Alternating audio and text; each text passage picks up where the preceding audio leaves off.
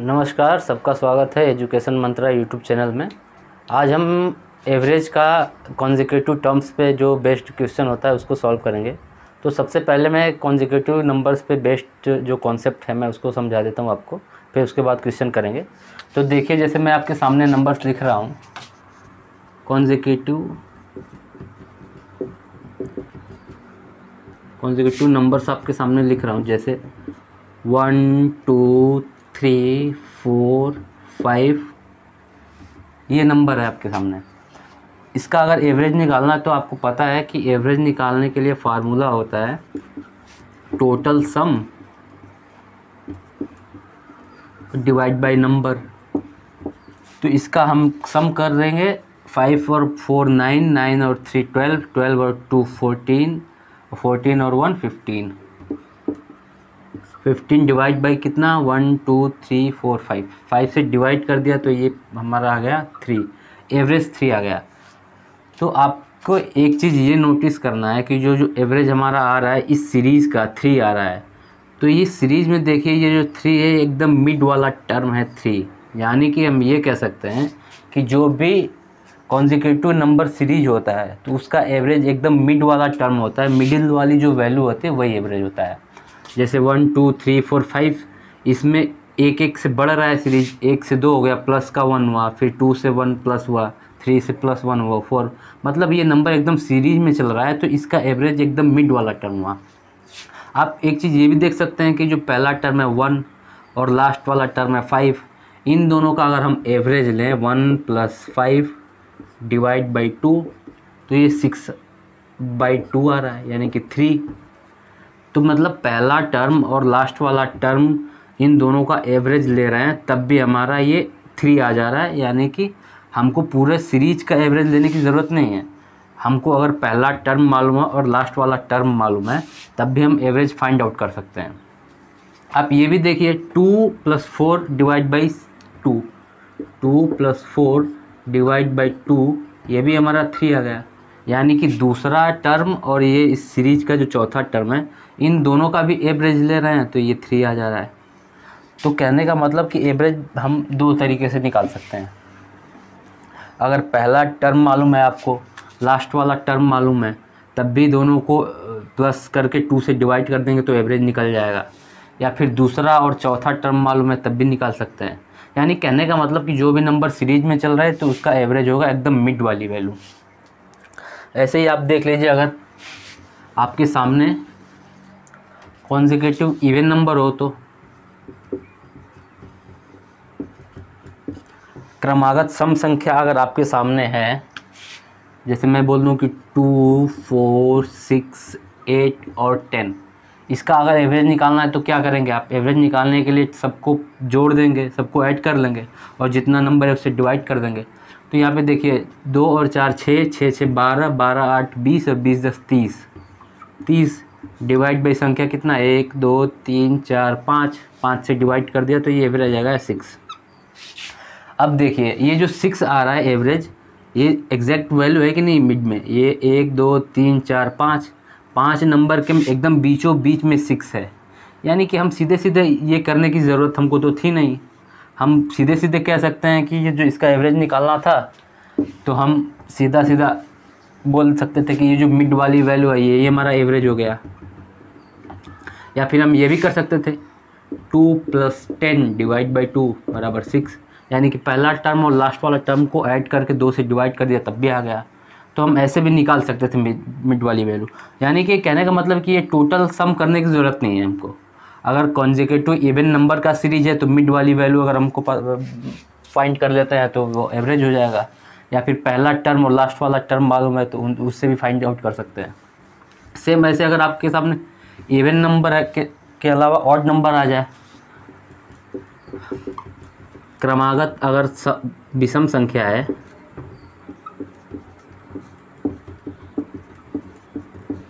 क्रमागत विषम संख्या आपके पास है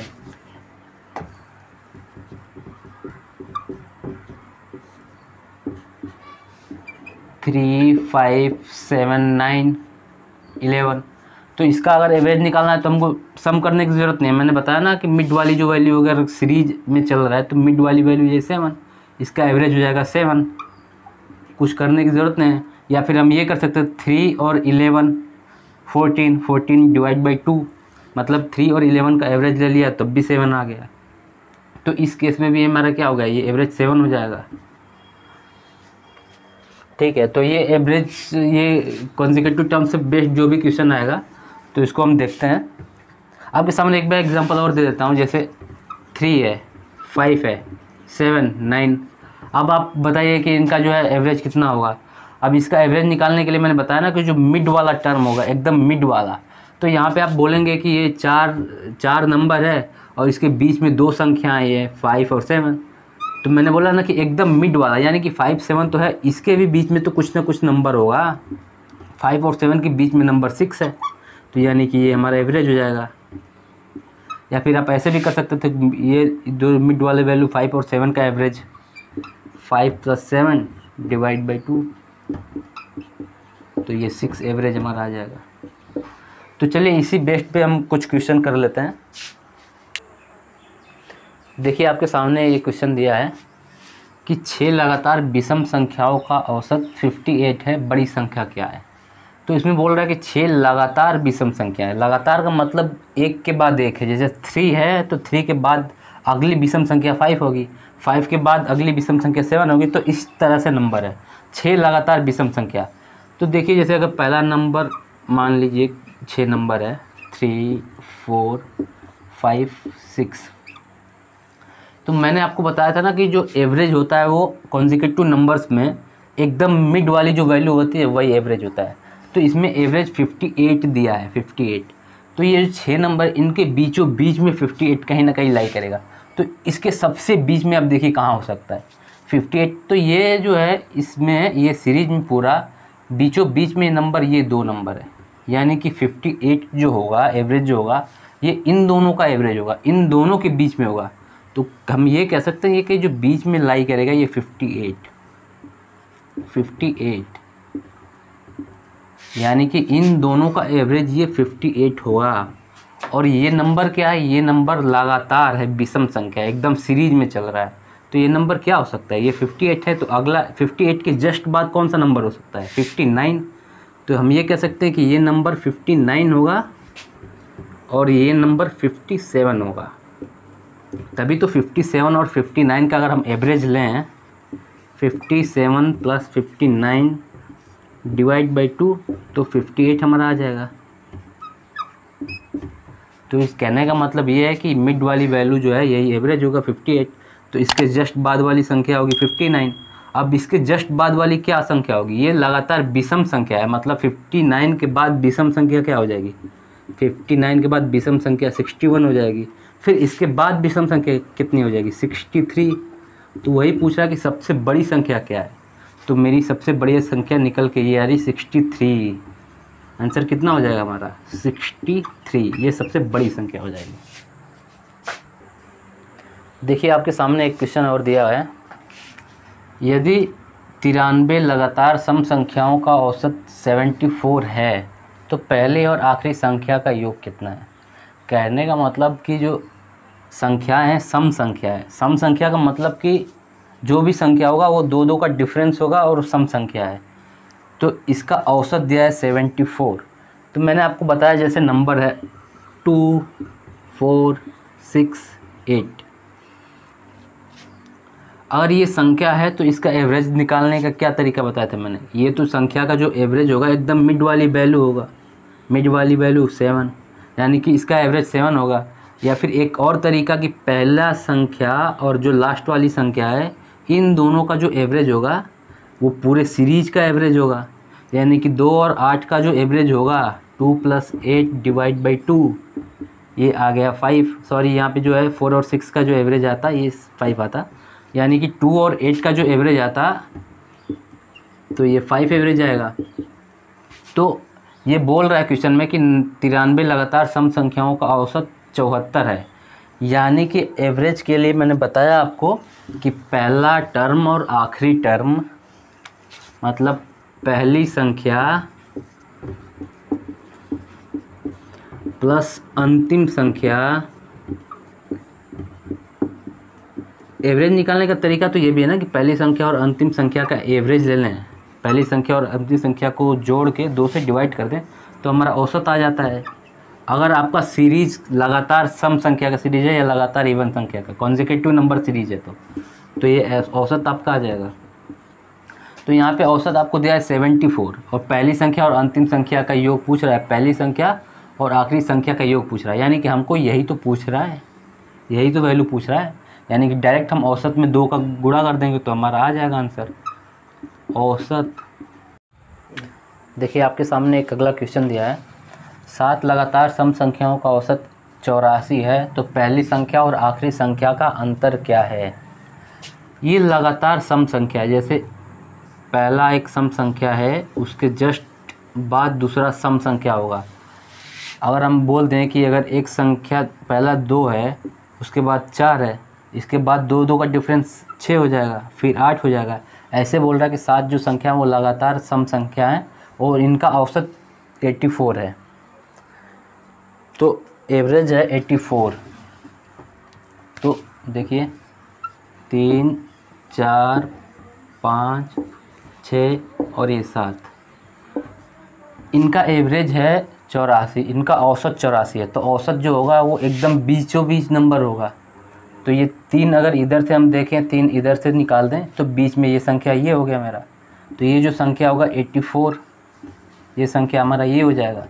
अब सम संख्या है तो इसके जस्ट बाद वाला नंबर कितना हो जाएगा, 84 के बाद दूसरा जो सम संख्या हुआ वो 86 हो जाएगा, 86, फिर ये कितना हो जाएगा 88, फिर 90, इससे पहले संख्या कितना हो जाएगा 82, ये 80 और ये 78। तो ये पूछ रहा है कि पहली संख्या और आखिरी संख्या का अंतर कितना है, तो पहली संख्या 78 और लास्ट वाली संख्या 90, इन दोनों का डिफरेंस होगा 90 माइनस 78, 12 आंसर हो जाएगा मेरा। देखिए ये तो एक तो ऐसे कर सकते हैं, और दूसरा तरीका ये है कि आपको मालूम है कि जो भी इवन नंबर होगा इन दोनों के बीच का जो डिफरेंस होगा, कॉन्जिक्यूटिव नंबर का डिफरेंस इवन नंबर में या ऑड नंबर में 2 का होता है। जैसे पहला अगर सम संख्या ये 2 है, अगला 4 है, तो ये इन दोनों का डिफरेंस हमेशा 2 होगा। इन दोनों का भी डिफरेंस ये 6 हो जाएगा, सम संख्या होगा तो इन दोनों का डिफरेंस भी 2 हो जाएगा। तो कहने का मतलब कि जो भी नंबर है हमारा इवन नंबर, उनका डिफरेंस 2 होता है। तो हमको पूछ रहा है कि पहली संख्या और आखिरी संख्या का अंतर बताइए। तो हम ऐसे डायरेक्ट कर सकते हैं कि यहाँ पे डिफरेंस होता 2 का, जो भी संख्या होती इसके बाद जस्ट लगातार सम संख्या है तो इनके बीच का डिफरेंस 2 होता, इनके बीच का भी डिफरेंस 2 होता, इनके बीच का डिफरेंस 2, इनके बीच का 2, इनके बीच का 2, इनके बीच का 2। तो अब बस हमको ये पता करना है कि देखिए जैसे 7 संख्या है तो आप देख पा रहे हैं कि ये गैप कितने का बन रहा है, 1 2 3 4 5 6 7। 7 संख्या है तो गैप बन रहा है 1 gap, 2 gap, 3 gap, 4 gap, 5 gap, 6 gap. अगर संख्या 2 है, ये 1 और ये 2, तो गैप 1 बन रहा है। संख्या 3 है तो गैप 2 बन रहा है, 1 2, मतलब जितनी संख्या है उससे कम एक गैप बन रहा है। और एक गैप का जो डिफरेंस है वो 2 का डिफरेंस है। इवन नंबर है तब भी 2 का डिफरेंस होगा, ऑड नंबर है तब भी 2 का डिफरेंस होगा। तो ये गैप आपका बन रहा है 7 संख्या है तो गैप बन रहा है 6, और एक गैप का डिफरेंस है 2, यानी कि हम सीधे सीधे बोल सकते हैं कि सारा जो है सारे नंबर का पहले नंबर और लास्ट वाले नंबर का गैप आएगा हमारा 6, और एक गैप 2 के बराबर है, 2 का डिफरेंस है तो 6 गैप होगा, 12 का डिफरेंस। तो सीधा सीधा हम ऐसे भी बोल सकते हैं। हमको ये इसकी ज़रूरत ही नहीं है, अगर हम देखा जाए तो इसकी ज़रूरत ही नहीं है, इसके बिना भी कर सकते हैं, तो ऐसे भी कर सकते हैं। चलिए एक लास्ट क्वेश्चन एक और देख लेते हैं। देखिए ये क्वेश्चन क्या बोल रहा है, 4 लगातार सम संख्याओं और 4 लगातार विषम संख्याओं का औसत 17.5 है। यदि 4 विषम संख्याओं का औसत 17 है तो चारों सम संख्याओं का औसत कितना होगा। यानी कि इसमें 4 लगातार सम संख्याओं का औसत दिया है। इवन नंबर जो है, इवन नंबर 4 मतलब ये 4 इवन नंबर है और 4 ऑड नंबर है, 4 विषम संख्या हैं। इनका एवरेज दिया है 17.5। तो एवरेज कहीं ना कहीं अगर सीरीज में है, इवन नंबर का सीरीज है, ऑड नंबर का सीरीज है, तो जो एवरेज होता है एकदम बीचों बीच होता है, मिडिल वाली वैल्यू होती है। मतलब ये 4 इवन नंबर और 4 ऑड नंबर है, तो इनके बीच ही में कहीं ना कहीं ये 17.5 लाई करेगा। अगर ये 17.5 किसी संख्या के बीच में है, तो आप बताइए कि किन दो नंबर के बीच में 17.5 आता है। 17.5 जो है ये किन दो नंबर के बीच में हो सकता है। तो हम कहेंगे कि 18 में, और इसका जो एवरेज होगा 7 हो सकता है, और इसका एवरेज 18 हो सकता है। तभी तो इन दोनों का अगर हम एवरेज लें तो 17.5 आएगा। यानी कि ये 17 प्लस अगर हम 18 करते हैं तभी तो 17.5 आएगा। यानी कि ये वाला नंबर 18 हो सकता है और ये वाला 17 हो सकता है। तो इसमें बोला है कि विषम संख्याओं का औसत 17 है। यानी कि विषम वाला अगर ये 17 है, ये विषम वाला जो सीरीज है इसका 17 है, तो ऑड वाला, सॉरी ये जो इवन वाला है, ये विषम संख्याओं का औसत 17 है, तो सम संख्याओं का औसत बताइए। तो यानी कि इसमें ये बोल दिया है कि ऑड नंबर जो है इसका 17 है, तो इवन नंबर वाला होगा, इसका एवरेज 18 होगा। तभी तो 17 और 18 के बीच में 17.5 लाई करेगा। तो यही हमको पूछ रहा है कि 4 विषम संख्याओं का औसत कितना होगा। 4 सम संख्याओं का पूछ रहा है। 4 सम संख्याओं का एवरेज 18 हो जाएगा। तो ये 18 हमारा आंसर हो जाएगा।